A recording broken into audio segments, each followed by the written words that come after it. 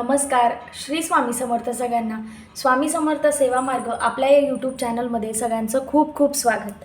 लवकरच आपला नवरात्रोत्सव सुरू होणार आहे आणि या नवरात्रोत्सवात तुमच्यापासून माझ्यापर्यंत प्रत्येकजण आपल्या देवघरात अखंड ज्योत लावत असतं, अखंड दिवा तेवत ठेवत असतं.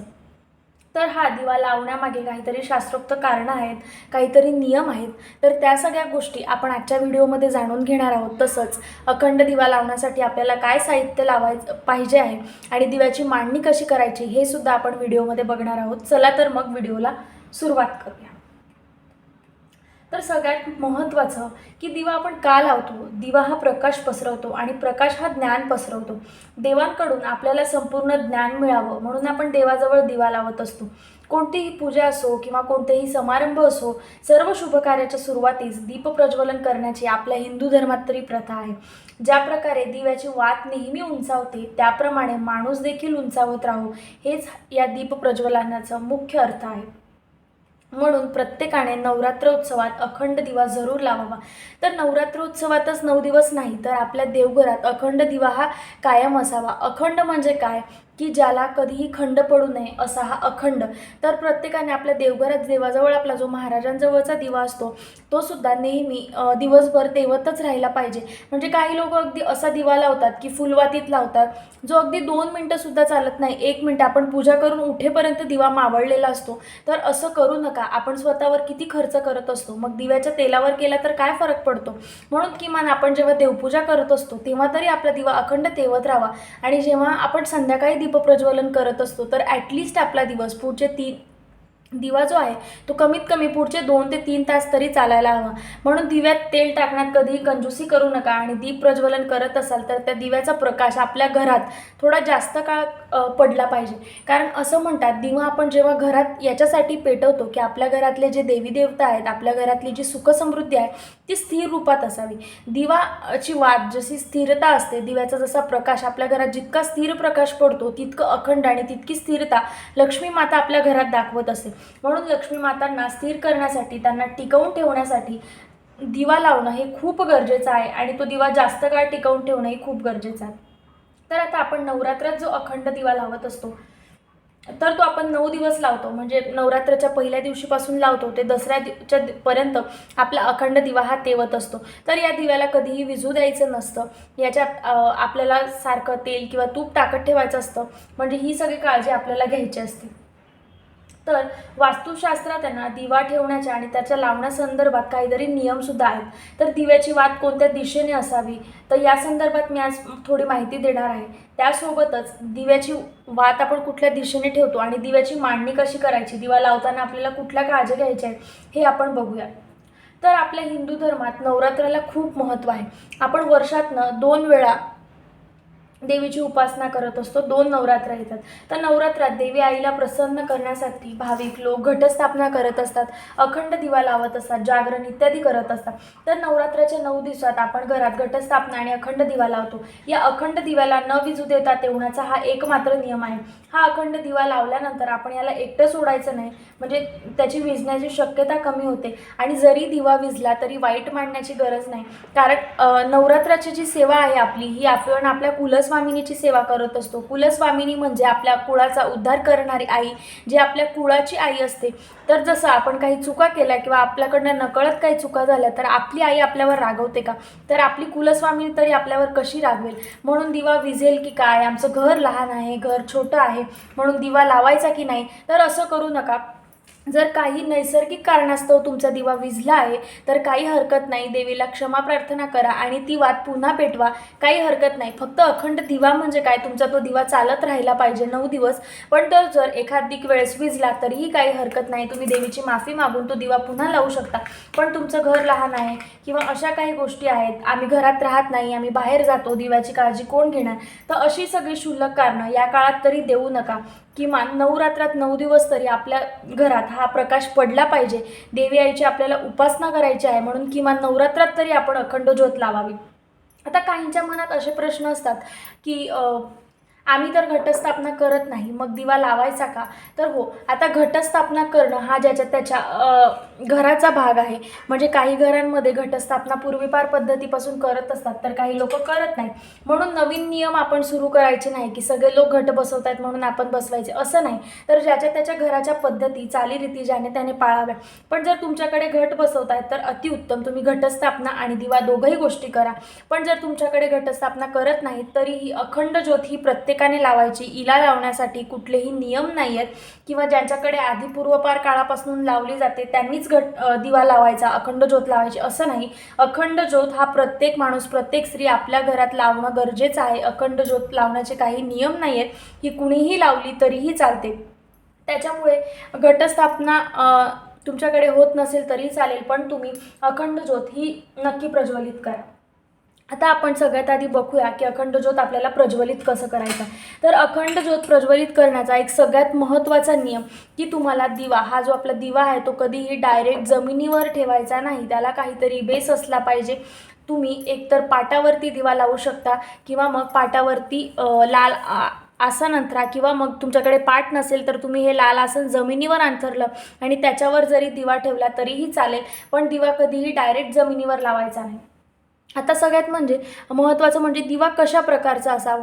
तर बघा, आता प्रत्येकाकडे आता तर इतका नवीन काळ आला आहे की प्रत्येकाकडे नवीन नवीन डिझाईनचे दिवे आहेत. मोठे मोठे दिवे येतात, लांबण दिवे येतात, तर पितळाचे येतात, कोणी चांदीचे दिवेसुद्धा लावतं. तर तुम्ही मातीचा सुद्धा लावू शकता. म्हणजे आपल्या इच्छाशक्ती आपल्याला दिवा लावायचा आहे. दिवा कुठलाही असला तरी चालेल. प्रकाश हा प्रत्येक दिव्यातनं सारखाच पडतो, मग तो चांदीच्या दिव्यातनंही सारखाच दिसेल आणि दगडाच्या दिव्यातनंही सारखाच दिसणार आहे. तर मी माझ्या घरात तरी दगडाचा दिवा लावणार आहे. तर दिवा कसा लावायचा, तर आता सगळ्यात महत्त्वाचं म्हणजे आपण दिवा आधी पहिल्या दिवशी स्वच्छ धुवून घ्यायचा. जर तुम्ही दगडाचा आणि मातीचा दिवा लावत असाल तर त्याला दिवा लावण्याच्या आधी, म्हणजे 15 तारखेला आपण दिवा तेवणार आहोत, तर 14 तारखेच्या दिवशी त्याला दिवसभर पाण्यात भिजवून ठेवा, जेणेकरून दिव्यातलं ते जे तेल आहे तुमचं सारखं सारखं संपणार नाही. दिव्यात पाणी मुरेल, म्हणजे तेल सारखं सारखं मुरणार नाही. जर तुम्ही मातीचा दिवा लावत असाल आणि दगडाचा दिवा लावत असाल तर ही एक काळजी घ्या. आणि जर तुम्ही पितळाचा किंवा अन्य कुठल्या धातूचा दिवा लावताय तर मग त्याला भिजवायची गरज नाही, त्याला तुम्ही डायरेक्ट स्वच्छ धुवून लावू शकता. आता सगळ्यात महत्त्वाचं म्हणजे वात कुठली घ्यावी. तर बघा, अशा 2 प्रकारच्या वात आपण घेऊ शकतो. ही आहे कापसाची वात आणि ही आहे आपली रक्षासूत्र. तर रक्षासूत्राची वातसुद्धा घेऊ शकतो. आता वात साधारण किती मोठी असावी, तर आपला जो हात आहे एवढी लांब, म्हणजे हाताच्या कोपऱ्यापर्यंत तरी, म्हणजे कमीत कमी 1.25 हाताची वात घ्यायची आहे. हा पण एक नियम आहे की आपल्याला 1.25 हाताची वात घ्यायची आहे. तर एवढी मोठी, आता वात इतकीच का घ्यायची असा नियम नाही आहे, पण हा नियम याच्यासाठी लागू केला आहे की आपल्याकडे जी वात असते, आपण जी नेहमीच्या देवपूजेला वात लावतो ती ही अशी छोटीशीच वात असते. तर ही वात आपली कमीत कमी फक्त 3 ते 4 दिवस चालते.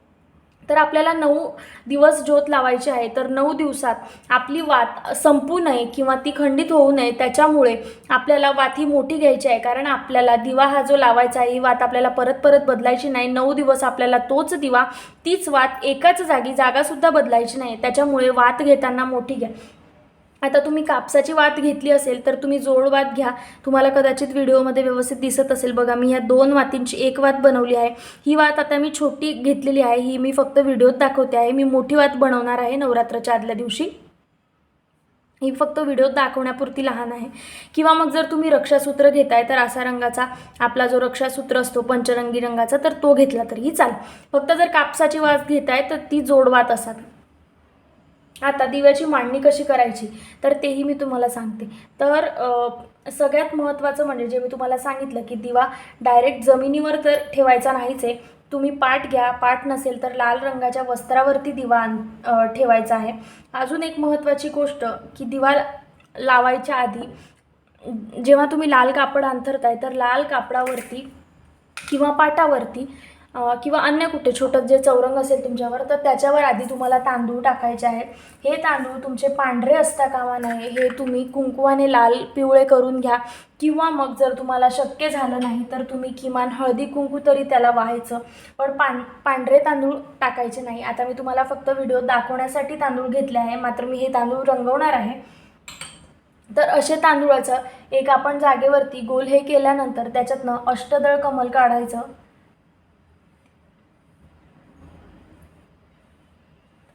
तर अशा प्रकारचं अष्टदल कमळ आपल्याला काढायचं असतं, कारण देवी आईचा जे आसन आहे ते कमळावरती असतं, त्याच्यामुळे दिवा ठेवताना तो अष्टदल कमळावरती ठेवावा. जर तुम्ही अष्टदल कमळ नाही काढलं तरी चालेल, पण मात्र दिव्याच्या खाली तांदूळ हे मात्र नक्की टाका. त्याच्यानंतर दिवा जेव्हा आपण ठेवतोय तर त्या तांदळाच्या रासेवरती एक छोटीशी डिश घ्या. तुम्ही पितळाची घेतली तरी चालेल, स्टीलची घेतली तरीही चालेल, कारण की दिव्यातनं थोडंफार तेलाचा गुणधर्म आहे की तो भांड्यातनं थोडंसं खाली झिरपतं. तर त्याच्यामुळे तुम्ही दिवा लावताना एक काळजी घ्या की ते दिव्यामुळे काय होईल, खालचं आसन तांदूळ खराब होण्याची शक्यता असते. म्हणून तुम्ही दिवा ठेवण्याआधी खाली तांदूळाच्या राशीच्या वरती एक डिश ठेवून घ्यायची. आता सगळ्यात महत्त्वाचं म्हणजे अखंड ज्योत लावताना कुठल्या प्रकारचं तेल वापरायचं. जर तुम्ही तूप वापरत असाल तर तुम्ही शुद्ध गाईचं तूप वापरा. म्हशीचं तूप अखंड ज्योतसाठी चालत नाही. आणि जर तुम्ही तेल वापरताय तर तुम्ही मोहरीचं किंवा तिळाचं तेल वापरू शकता. दोघंही तेलांपैकी कुठलंही तेल तुम्ही वापरा. साधं तेल वापरू नका. ज्या तेलाची आपण रोज भाजी करत असतो ते तेल नका वापरू. मला माहिती आहे तिळाचं तेल थोडंसं महाग येतं, तर काही लोक म्हणतील की हे नाही घेतलं तर चालेल का, पण आपण स्वतःवरती इतका खर्च करतो तर आपण 9 दिवस जर ते तेल घेतलं तर अतिउत्तम. जर नाहीच तुमच्याकडनं शक्य झालं तर तुम्ही साधं तेल वापरलं तरी काही हरकत नाही, पण घरात दिवा मात्र हा तेवायलाच हवा. आता त्याच्यानंतर सगळ्यात महत्त्वाचं म्हणजे दिव्याची दिशा. दिव्याची दिशा ही कुठली असावी, तर जेव्हा आपण अखंड दिवा लावतो तर दिव्याची दिशा ही पूर्व असावी. म्हणजे ही जी वात आहे, आता मी माझ्या घराची तुम्हाला सांगते, ही आहे पूर्व दिशा, ही आहे पश्चिम दिशा, ही आहे उत्तर दिशा आणि ही आहे दक्षिण दिशा. तर ही जी वात आहे दिव्याची, जी वातीचं तोंड आहे म्हणजे प्रकाशाची जी ही आहे, ज्या बाजूने आपला प्रकाश येणार आहे दिव्याचा, ती वात मात्र पूर्वेला असावी. अखंड दिवा लावताना हा एक नियम आहे की ही जी वात आहे ही पूर्वेलाच असावी. दिव्याचं जे तोंड आहे ते पूर्वेला असावं. तर दिव्याचं तोंड पूर्वेकडे करायचं. आता आपण दिवा तर एकच लावणार आहे, एकतर तो तुपाचा असेल किंवा तेलाचा असेल अखंड ज्योतीत.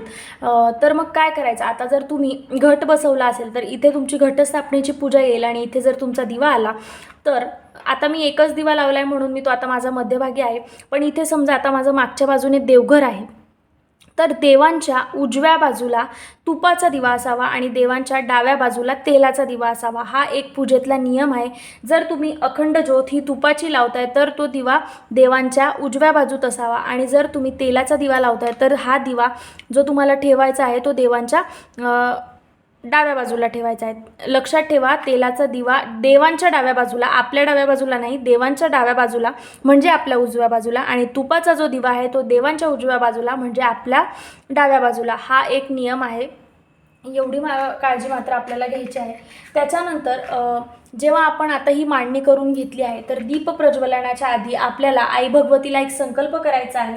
आपल्या मनातल्या इच्छा आई भगवतीला बोलून दाखवायचा. संकल्प तुम्ही पाण्याने केला तरी चालेल किंवा हात जोडून आई भगवतीसोबत प्रार्थना केली तरीही चालेल की मी तुमचा नावाचा हा अखंड दीप प्रज्वलित करत आहे, तर 9 दिवस या दिव्याची तुम्ही काळजी घ्यावी, आमच्या घरात तुमचा वास असावा, तुमची अखंड कृपादृष्टी आमच्यावर राहावी. आणि प्रार्थना फक्त स्वतःसाठी नाही तर सगळ्यांसाठी करायची असते. तर प्रार्थना केल्यानंतर मग तुम्ही दीप प्रज्वलन करू शकता. तर दीप प्रज्वलन करताना अखंड दिवा लावताना एक मंत्र आपल्याला म्हणायचा असतो. जर तुम्हाला मंत्र म्हणता येत असेल तर ठीक आहे, नाही म्हटला तरीही काही हरकत नाही. तुम्ही शुभम करोती येत असेल तर तुम्ही शुभम करोती म्हणा किंवा तुम्ही फक्त हात जोडले तरीही चालेल. तर अखंड दिवा लावताना जो मंत्र आपण म्हणतो तो असा पुढील प्रमाणे आहे. ओम जयंती मंगला काली भद्रकाली कृपालिनी दुर्गा क्षमा शिवा धात्री स्वाहा स्वधा नमोस्तुते. पुन्हा एकदा मंत्र सांगते. ओम जयंती मंगला काली भद्रकाली कृपालिनी दुर्गा क्षमा शिवा धात्री स्वाहा स्वधा नमोस्तुते. तर अशा प्रकारचा जो मंत्र आहे तो आपल्याला दिवा लावताना म्हणायचा आहे. जर तुम्हाला येत असेल तर तुम्ही नक्की म्हणा, नसेल येत तरीही काही हरकत नाही. जर जमलंच तर मी डिस्क्रिप्शन बॉक्समध्ये हा मंत्र देण्याचा प्रयत्न करते, तर तुम्ही व्हिडिओच्या डिस्क्रिप्शनमध्ये बघूनसुद्धा वाचू शकता. तर अखंड ज्योत लावायला या नवरात्रात विसरू नका. आणि सगळ्यात महत्त्वाचं म्हणजे लोकांच्या मनात ही शंका जरूर येते की अखंड ज्योत विझली तर काय करायचं. तर बघा, अखंड ज्योत जर नैसर्गिकरित्या विझली, वारा आला, काही आलं तर काहीही हरकत नाही. तुम्ही देवीची क्षमा मागून फक्त दिव्याला हलवायचं नाही, वात बदलवायची नाही, तीच वात तुम्ही पुन्हा पेटवायची, सगळं चालेल. फक्त काळजी घ्या की लहान मुलांनी खेळताना दिवा विझवला किंवा तुमचा फॅनमुळे दिवा विझवला तर तुमच्यामुळे दिवा विझता कामा नये. नैसर्गिक कारणांमुळे जर जोराची हवा आली तर विझला तर काही हरकत नाही, पण आपल्याला आधी म्हणजे विझू नये हा प्रयत्न आपल्याला नक्कीच करायचा आहे. विझला तरी चालेल पण विझणार नाही याची काळजी मात्र घ्या. आणि विझला तर देवीची क्षमा मागून दिवा पुन्हा प्रज्वलित करायचा, काही हरकत नाही. तर एवढे सगळे साधे नियम आहेत आपल्या अखंड दिवा लावण्याचे. तर मी आशा करते की प्रत्येकजण यावर्षी आपल्या नवरात्र उत्सवात आपल्या घरात अखंड दिवा नक्की लावेल आणि हा दिवा लावल्यानंतर लक्ष्मी मातेंची सुद्धा अखंड कृपा आपल्यावर राहील, आई भगवतीची कृपा राहील. कारण कुळस्वामिनीचा दीप लावणं खूप गरजेचं आहे, कुळस्वामिनीचं जागर खूप गरजेचं आहे. कारण आपल्या कुळाच्या ज्या माता आहेत त्यांचा मानसन्मान करणं खूप गरजेचं आहे. त्याच्यामुळे अखंड ज्योत लावायला विसरू नका, जेणेकरून आई भगवती तुमच्या घरात आरोग्य, समृद्धी आणि याची भरभराट करतील. तर आजचा व्हिडिओ इथेच थांबवते. व्हिडिओ आवडला असेल तर लाईक, शेअर, सबस्क्राईब करा आणि दिवा लावण्याबद्दल अजून जर तुम्हाला काही शंका असतील तर तुम्ही कमेंट बॉक्समध्ये कळवा. आणि अशाच आपले माहितीपूर्वक अजून व्हिडिओ येत राहणार आहेत. तर तुम्ही आपलं स्वामी समर्थ सेवा मार्गला लाईक, शेअर, सबस्क्राईब करायला विसरू नका. आपण पुन्हा भेटूया अशाच नवीन व्हिडिओसोबत. तोपर्यंत सगळ्यांना श्री स्वामी समर्थ.